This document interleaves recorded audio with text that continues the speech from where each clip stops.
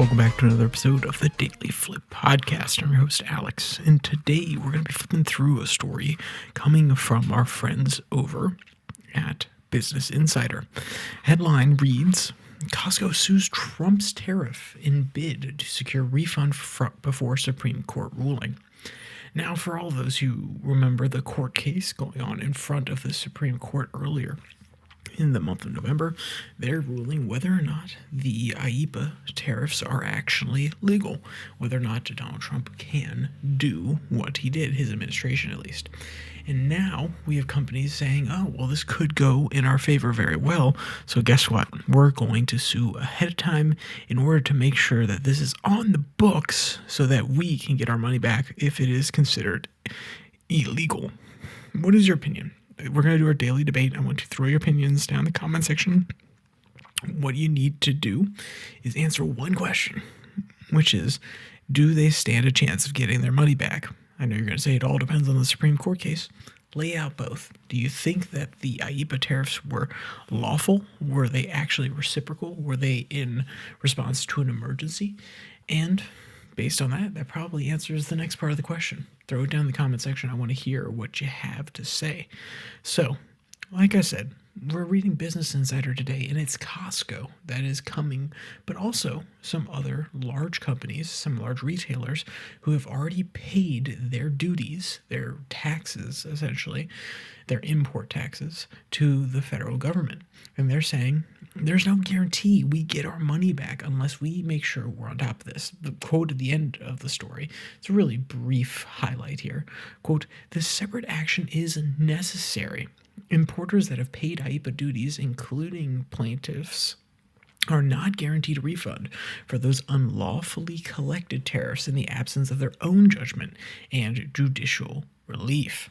None of the participants, anyone who's in this lawsuit, Costco, the White House, and the U.S. Customs and Border Protection Agency, actually commented on this.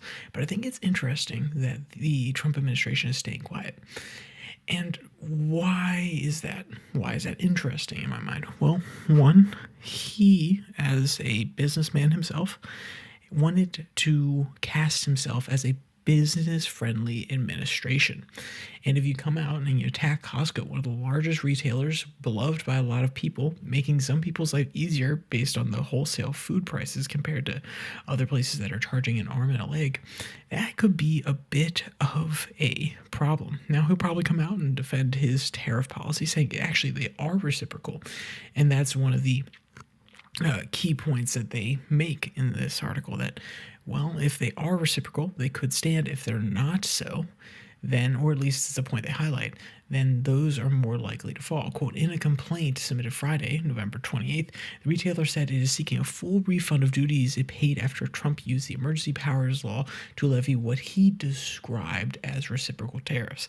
And the reason they highlight that is reciprocal tariffs, ones that are in response to market strangulation or some sort of market restriction that another country is implementing, is a much more straightforward case for the IEEPA, a much more straightforward implementation of IEEPA, because it's not just about making sure that there's emergency powers because he declared emergency, but also to make sure that we're not being treated unfairly, that the president has leeway when Congress can't necessarily act in order to make sure that we're not getting pressured, that certain markets are not getting closed off to us, that China's not imposing a huge tariff on us, and that gives him the ability to not have to make a military justification or national security justification, but rather one that is based on unfair market practices. And of course, both the military and national security arguments lean into it a little bit, but it does have its own special distinction here, unlike military or strategical mineral tariffs that he had done and Biden had kept going in his previous term during their trade war with China. So, What is Costco going to get away from this? I don't know. It's going to be a shorter episode today because it's a shorter article, and I want to know what your opinions are. Is Costco going to get their money back, like I asked earlier?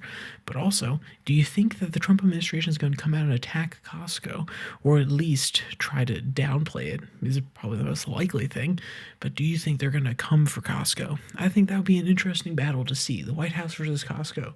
The big white retail store versus the big White House. Who knows? So, with all that said, there's only one more thing to say. Just kidding. That's a little jumping ahead.